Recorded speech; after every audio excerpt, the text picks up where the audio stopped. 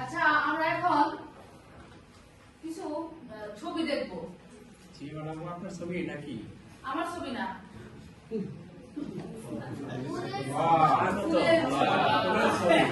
সবাইকে আমার ক্লাসে স্বাগত। তাহলে এর পরবর্তীতে আমরা একটা ছবি দেখি। এটা একটা কি, এটা একটা কি দেখতে পাচ্ছি? একটা গ্রাফ দেখতে পাচ্ছি, তাই না? এটা হচ্ছে আমাদের এরকম গ্রাফ যে জানুয়ারি মাসে আমরা দেখতেছি কি এটা কি অনেক উপরে চলে গেছে, তাই না? আবার ফেব্রুয়ারিতে কি নিচে নামছে, আবার মার্চে কি নিচে নামছে, এইদিকে জুলাইতে গিয়ে আমরা দেখছি কি একদম নিচে নেমে গেছে, তাই না? আবার এই পাশে ডিসেম্বরে গিয়ে কি আবার এখন এটা কি আমাদের কি তাপমাত্রা, তাই না? জানুয়ারি মাসে কি শীত কি বেশি থাকে না, ফেব্রুয়ারিতে কি কম থাকে না, আবার কি মার্চে জুলাইতে দেখি আমরা একদমই মানে গরম থাকে, কমে যায়। তো এরকম আমাদের মানে একটা রেখা, একটা গ্রাফ আছে। কিন্তু আমাদের মানে বর্তমান প্রেক্ষাপটে আমরা দেখতে পাচ্ছি কি যে আমাদের শীতের দিনেও কি গরম লাগতেছে, তাই দেখতে পাচ্ছি না? আর আমাদের শীতের পরিমাণটা কি কমে আসতেছে না আস্তে আস্তে, আর গরমটা কি বেশি হচ্ছে, তাই না? তো এই ক্ষেত্রে আমরা আজকে কি মানে আমাদের পাঠের বিষয়টা কি হইতে পারে? জলবায়ু। বাংলাদেশের প্রেক্ষাপটে কি জলবায়ুর পরিবেশের উপর কি জলবায়ুর প্রভাব।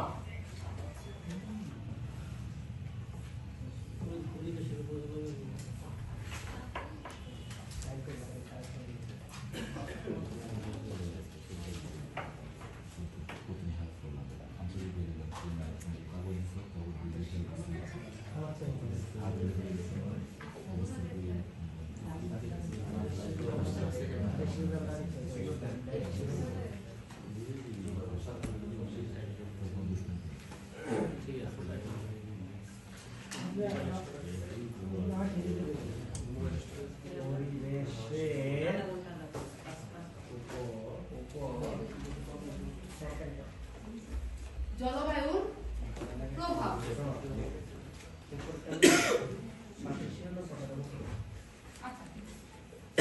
পরিবেশের উপর কি জলবায়ুর প্রভাব।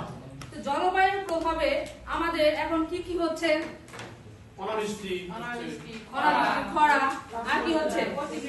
অতিবৃষ্টি হচ্ছে। এখন এগুলা যদি হয়ে থাকে তাহলে আমাদের কি মানব জীবনে কি অনেক কি সংকটের সম্মুখীন হতে হচ্ছে, তাই না? এখন আমরা যদি বলি যে অতিবৃষ্টি কি, এখন অতিবৃষ্টি কি এটা যদি লিখো, তুমি বলো তো অতিবৃষ্টি কি? অতিবৃষ্টি হচ্ছে যে কোনো কিছু মানে অতি বেশি পরিমাণে, তুলনামূলক কি বেশি পরিমাণে বৃষ্টি হচ্ছে, এটা কি অতিবৃষ্টি। এখন অতিবৃষ্টি আমাদের ক্ষতির কারণ হইতে পারে এরকম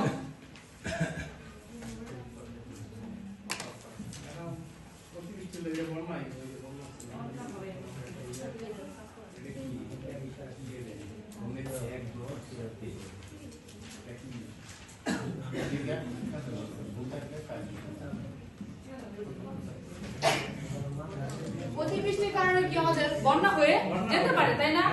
এই অতিবৃষ্টির কারণে যে বন্যা হয় সেটাকে আমরা কি বলি? আকস্মিক বন্যা, তাই না? আমাদের কিছুদিন আগে আমরা দেখেছি যে হিমালয়ের ওইখানে যে বৃষ্টি হয়েছে, সেই বৃষ্টির কারণে আমাদের কি সিলেট পুরোটা ভেসে গেছিল, তাই না? তারপরে কি ফেনীতে ভেসে গেছে, তখন আমরা কি সাহায্য করেছি, তাই না? তো সেই ক্ষেত্রে আমাদের জন্য কোনো কিছুই অতিরিক্ত ভালো না। যেমন অতিবৃষ্টি, আমরা কি খরা, যেমন ধরো এখানে কি আছে খরা। এখন খরা মানে কি? অনাবৃষ্টি। তার মানে কি পরিবেশে একবারে কি তুলনামূলক ভাবে কি বৃষ্টি হচ্ছে না বা একবারে হচ্ছে না, এটা হচ্ছে কি খরা। এখন আমরা তো সবাই জানি, আমরা সবাই জানলাম যে অতিবৃষ্টি কি, খরা কি, তারপরে হচ্ছে যে অতিবৃষ্টির কারণে কি বন্যা হয়ে যাচ্ছে, এটা আমি বুঝতে পেরেছি, সবাই বুঝতে পেরেছে। তারপরে হচ্ছে আমাদের যে জলবায়ু আছে, এই জলবায়ুটা কি দীর্ঘমেয়াদী না স্বল্পমেয়াদী? দীর্ঘমেয়াদী। যদি আমাদের এটা দীর্ঘমেয়াদী হয়ে থাকে তাহলে এই দুইটা বাস্তব উদাহরণ জিল্লা তুমি বলো তো। জি ম্যাম। যদি মানে আমাদের এই জলবায়ু পরিবর্তনটা দীর্ঘমেয়াদী হয়ে থাকে কি কারণে হচ্ছে? এটা পরিবেশের বিরূপ প্রতিক্রিয়ার কারণে হচ্ছে। আমার বিরূপ প্রতিক্রিয়াটা কি? এটা হচ্ছে মনুষ্য সৃষ্টির কারণে হতে পারে, আবার কি প্রাকৃতিক হ্যাঁ, কারণে হতে খুব পারে। ভালো বলেছে, এটা খুব ভালো বলেছে।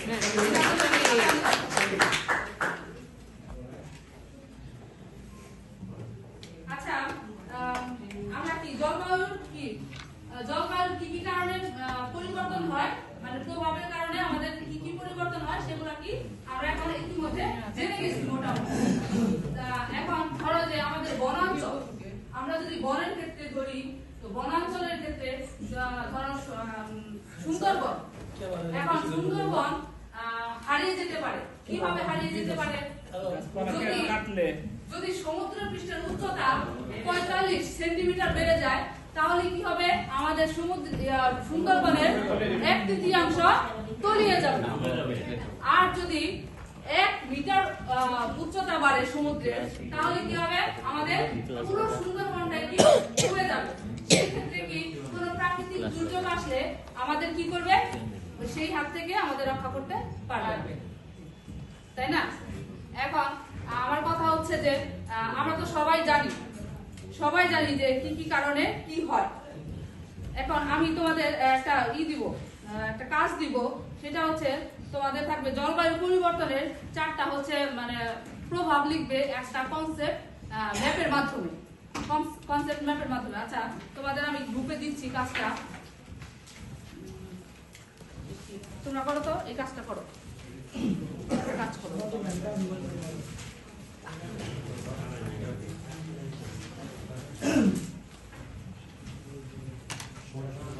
এই সময় হচ্ছে তোমাদের 5 মিনিট। 5 মিনিটের মধ্যে কাজটা করবে, ঠিক আছে? বলে আমাকে জানাবেন। কাজ হয়ে গেছে? আচ্ছা, আসো তো, তুমি আসো।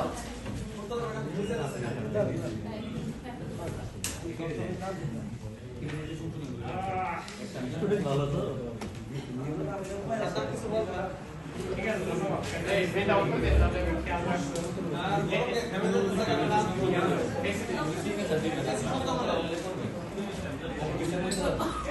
এখন আমাদের মাঝে কি উপস্থাপন করবে কে? শাকিল আমাদের মাঝে উপস্থাপন করবে।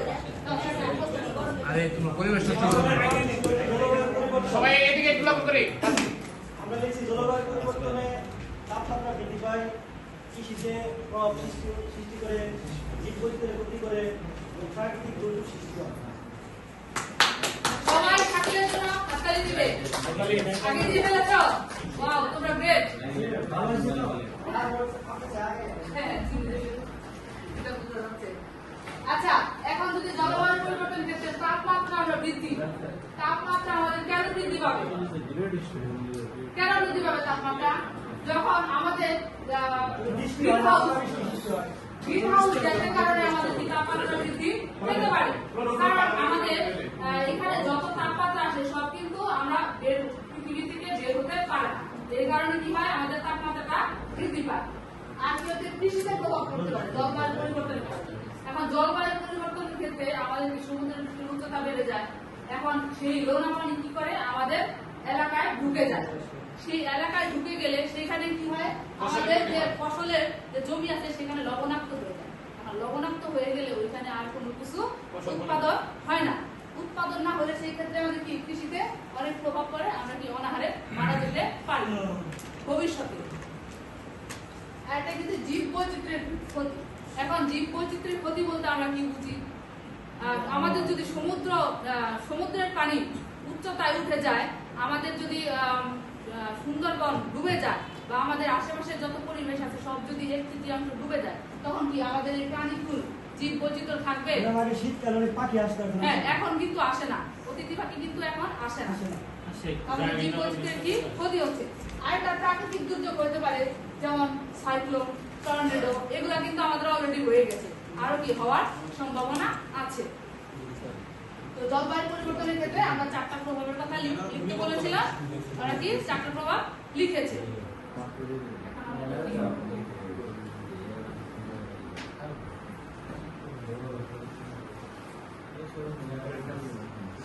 আচ্ছা, এখন জলবায়ু মানে প্রভাব, এটা নিয়ে আমরা হচ্ছে যে দীর্ঘমেয়াদী যে খরা আছে, দীর্ঘমেয়াদী খরা, তারপরে ঘূর্ণিঝড়, তারপর অতিবৃষ্টি, এই তিনটা নিয়ে আমরা একটা দলীয় কাজ করব। এই দলীয় কাজের মাধ্যমে আমরা কি করব, যে 3 দলকে দিব, সেই 3 দল কি করবে, সামনে এসে উপস্থাপন করবে যে ওরা কি কি লিখেছে।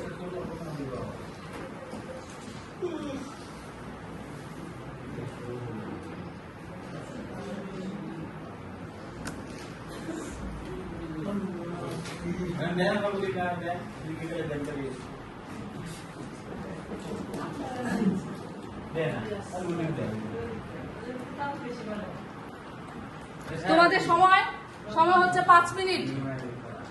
তোমরা সবাই আলোচনা করে লিখো। ইলিয়াস, তুমি তোমার দল নিয়ে আলোচনা করে লিখো। আরিফা, তুমি তোমার দল নিয়ে আলোচনা করো।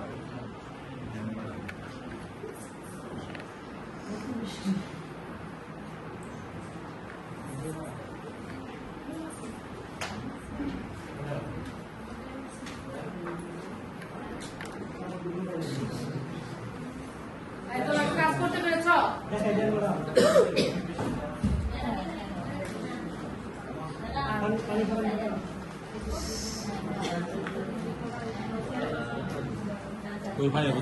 আর ইলিয়াস, দেখি তুমি বুঝতে পেরেছো কিনা? হ্যাঁ, ঠিক আছে।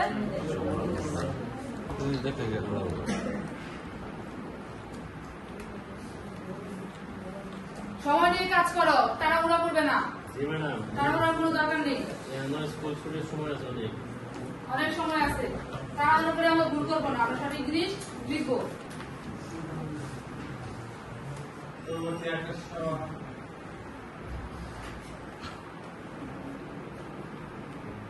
তোমাদের লেখা হয়ে গেছে? আচ্ছা, দলের থেকে এখন চলে আসো। দলের লিডার কে কে ছিলে? আসো, জুবাইদ আসো। জুবাইদ আসো, এসে এখানে দাঁড়াও। আসো, ফারবালি আসো। ইলিয়াস আসো।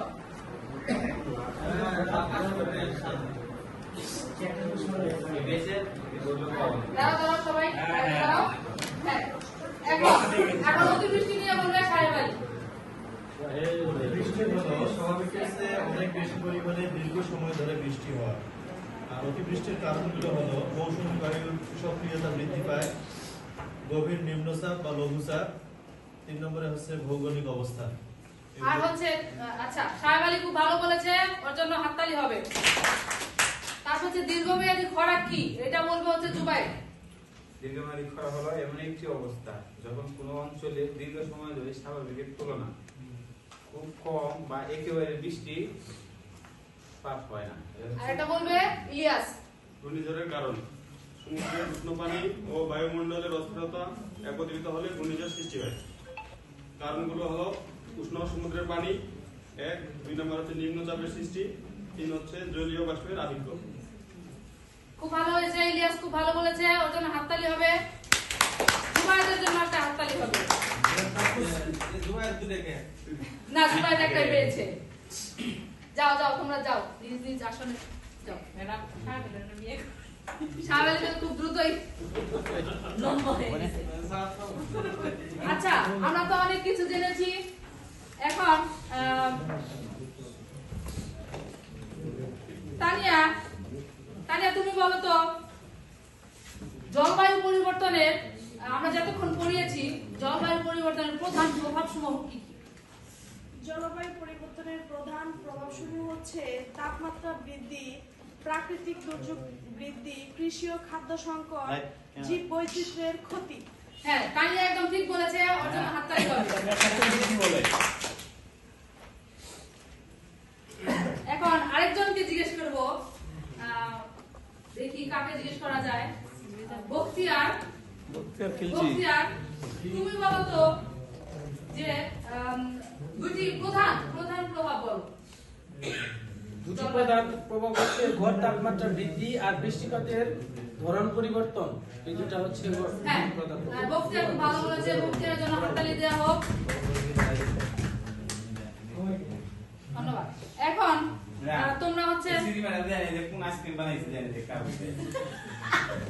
তোমরা খুব দুষ্ট হয়ে গেছো। কোন আইসক্রিমের ভিতরে কিছু নাই। না ভিতরে কিছু নাই ফাঁকা, কিন্তু কাজটা এই জুবায়ের মেয়েটা তোমার সাথে মিশে আচ্ছা, আমাদের এলাকায় যদি জলবায়ু পরিবর্তন হয়ে থাকে তাহলে কি হয়েছে? জলবায়ু পরিবর্তন যদি হয়ে থাকে কেউ কে বলতে পারবে আমাদের এলাকায়? শীতের সময় শীত কম হয়, বৃষ্টির সময় বৃষ্টি কম হয়। এক্স্যাক্টলি। এখন আমরা দেখি যে আমরা দেখেছি যে এইবার কিন্তু বৃষ্টিপাতের পরিমাণ অনেক বেশি ছিল, তাই না? যে আশ্বিন মাস নাই, কার্তিক মাস নাই, বৃষ্টি হয়েই যাচ্ছে।